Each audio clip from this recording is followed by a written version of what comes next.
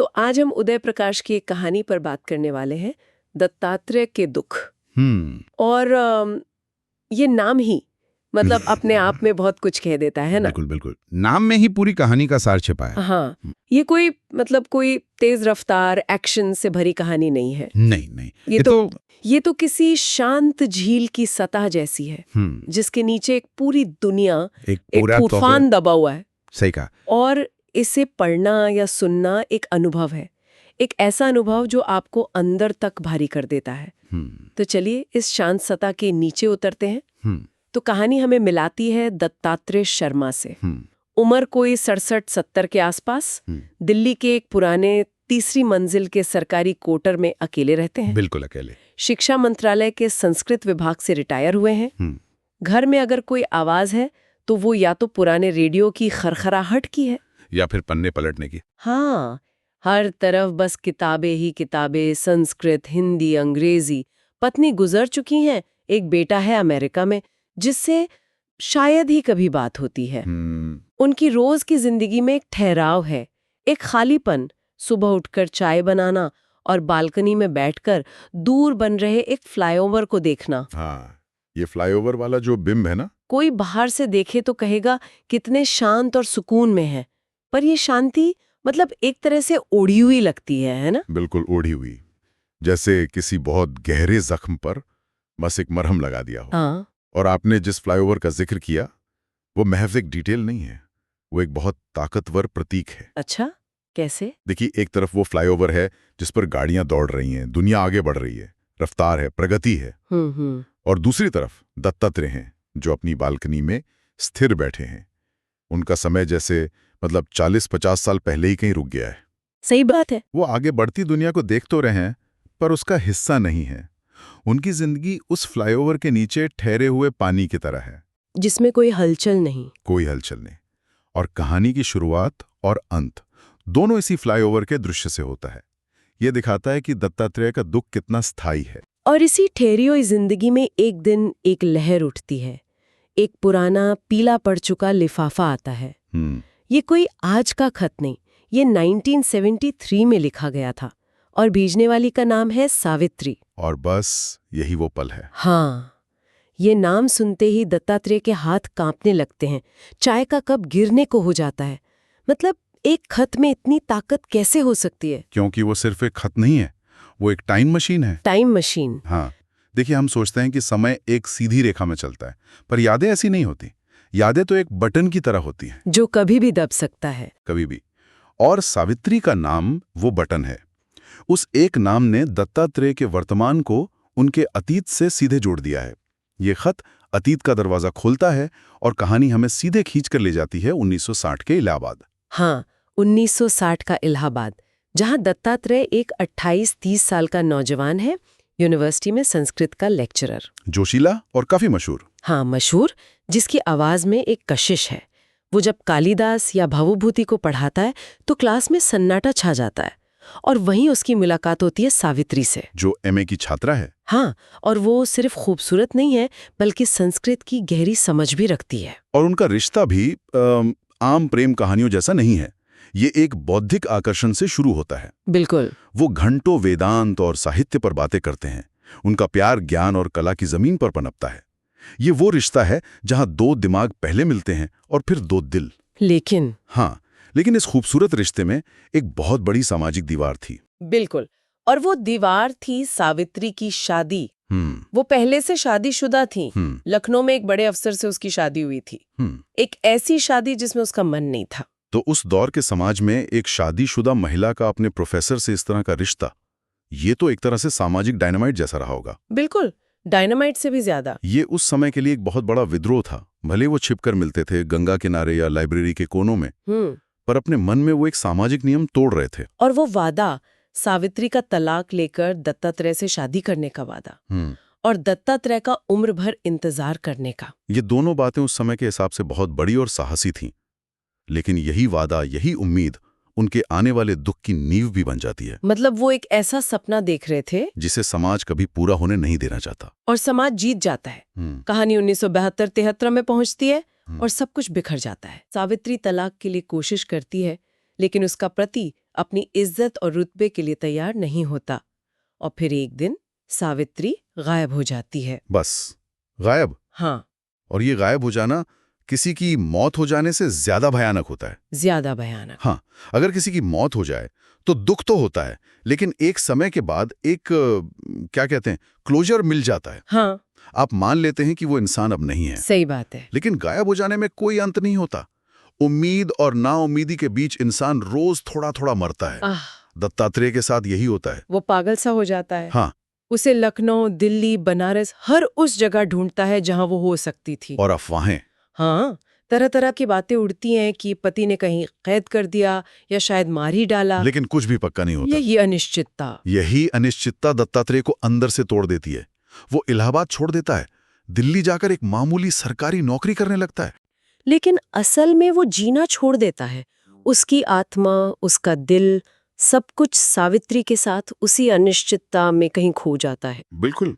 वो शारीरिक रूप से दिल्ली में था, पर मानसिक और भावनात्मक रूप से वो हमेशा 1972 के उस पल में अटका रहा जब सावित्री गायब हुई थी। उसका बाकी का जीवन बस उस त्रासदी का एक लंबा खामोश एपिलॉग था। तो सोचिए, ऐसे इंसान के हाथ में जब 50 साल बाद वो पीला लिफाफा आता है और उसमें लिखा है, दत्ता, मैं जिंदा हूं। मुझे मेरे पति ने सालों तक एक कमरे में बंद रखा था। मैं वहां से भाग निकली हूं। मैं अब आजाद हूं और मैं तुमसे मिलना चाहती हूं, बस एक बार। बाप रे। खत में राजस्थान के एक छोटे से गांव का पता था। ये पढ़कर दत्तात्रेय, जो सालों से चुप था, वो जोर जोर से रोने लगता है। मेरा सवाल ये है कि ये आंसू खुशी के हैं या इतने सालों के दबे हुए दर्द के, या दोनों के? ये उन भावनाओं का सैलाब है जिन्हें उसने 50 साल से एक बांध के पीछे रोक रखा था। अच्छा। इसमें राहत है कि वो जिंदा है, इसमें दुख है कि उसने कितनी तकलीफ झेली, इसमें गुस्सा भी है उस पति पर, उस समाज पर, और इसमें अपने ऊपर भी एक तरह का अफसोस है कि वो कुछ कर नहीं सका। तो ये खुशी नहीं है? ये खुशी नहीं है। ये एक इंसान का 50 साल का जमा हुआ दुख है जो आंसुओं के रास्ते बाहर आ रहा है। ये एक बहुत भारी रिलीज है। और इस रिलीज के बाद वो एक फैसला लेता है। वो उठता है और राजस्थान जाने के लिए ट्रेन का टिकट कटाता है। वो उस गांव पहुंचता है, उस पते पर दरवाजा खटखटाता है। दरवाजा खुलता है और सामने एक 60-65 साल की औरत खड़ी है। सफेद बाल, चेहरे पर झुर्रियां, लेकिन आंखें वही हैं। आंखें वही हैं। वो सावित्री है। और यहाँ उदय प्रकाश की लेखनी का जादू देखिए। हाँ, दो प्रेमी जो 50 साल बाद मिल रहे हैं, जिनके बीच कहने सुनने को एक पूरी जिंदगी का हिसाब किताब बाकी है, वो एक शब्द नहीं कहते। एक भी शब्द नहीं। कोई सवाल नहीं, कोई शिकायत नहीं। दत्तात्रेय बस आगे बढ़कर सावित्री का हाथ पकड़ लेता है। हाँ। उनकी खामोशी उनकी बातों से ज्यादा गहरी है। इतने सालों बाद मिले और कुछ कहा नहीं, बस हाथ पकड़ लिया। ये कितना अजीब और कितना गहरा है। बिल्कुल। वो पूरा दिन साथ बैठते हैं, चुपचाप चाय पीते हैं। फिर सावित्री धीरे से पूछती है, दत्ता, मैंने तुम्हें बहुत दुख दिया ना? और दत्तात्रेय जवाब में बस अपना सिर हिला देता है। बस इतनी सी बात में जैसे पूरी जिंदगी का सार आ गया। हाँ, क्योंकि इस सवाल जवाब में कोई आरोप नहीं है। हाँ। ये एक तथ्य की स्वीकृति है। अच्छा। सावित्री ये नहीं पूछ रही कि क्या तुम मुझसे नाराज हो, हाँ। या तुमने शादी क्यों कर ली। हाँ। वो बस उस एक सच को स्वीकार कर रही है जो उनके रिश्ते की बुनियाद था, दुख। और दत्तात्रेय का सिर हिलाना, वो भी कोई शिकायत नहीं है। हाँ। वो भी बस एक स्वीकृति है कि हाँ, दुख तो था, लेकिन वो हमारा साझा दुख था। यहाँ खामोशी एक चॉइस है। वो दशकों की शिकायतें, सवाल या कड़वाहट सामने ला सकते थे, पर उन्होंने ऐसा नहीं किया। ये दिखाता है कि उनका रिश्ता शिकायतों से कहीं ऊपर उठ चुका था। शाम को दत्तात्रेय वापस जाने के लिए स्टेशन पर है। ट्रेन आने वाली है और तब सावित्री मुस्कुराकर उससे एक बहुत अजीब बात कहती है। हाँ। वो कहती है, अब मैं मर जाऊंगी, बस तुम्हें एक बार देखना बाकी था। ये लाइन, ये बात सुनने में कितनी अजीब लगती है, जैसे वो सिर्फ इसी एक पल के लिए जी रही थी। और शायद वो जी भी इसी एक पल के लिए रही थी। सोचिए, एक औरत जिसे सालों तक कैद रखा गया, जो वहां से भाग निकली, उसका मकसद क्या रहा होगा? बदला लेना? नहीं। नई जिंदगी शुरू करना? नहीं। उसका एकमात्र मकसद था दत्तात्रेय को एक बार देखना, अपनी कहानी को, अपने दुख को एक मुकाम तक पहुंचाना। जैसे ही दत्तात्रेय ट्रेन में चढ़ता है और उसे देख लेता है, सावित्री की जिंदगी का चक्र पूरा हो जाता है। उसका वो मुस्कुराना एक तरह से मिशन पूरा हुआ वाली मुस्कुराहट थी। दत्तात्रेय दिल्ली लौट आता है और कुछ दिन बाद उसे राजस्थान पुलिस का एक और पत्र मिलता है। एक और पत्र में लिखा था कि सावित्री ने उसी रात आत्महत्या कर ली थी जिस रात वो दत्तात्रेय से मिली थी। उसी रात? और उसने एक आखिरी चिट्ठी छोड़ी थी जिसमें बस एक लाइन लिखी थी, मैंने अपना सारा दुख दत्तात्रेय को दे दिया, अब मैं जा रही हूँ, मुझे माफ कर देना। एक मिनट, ये पढ़ के तो मुझे थोड़ा गुस्सा सा आया।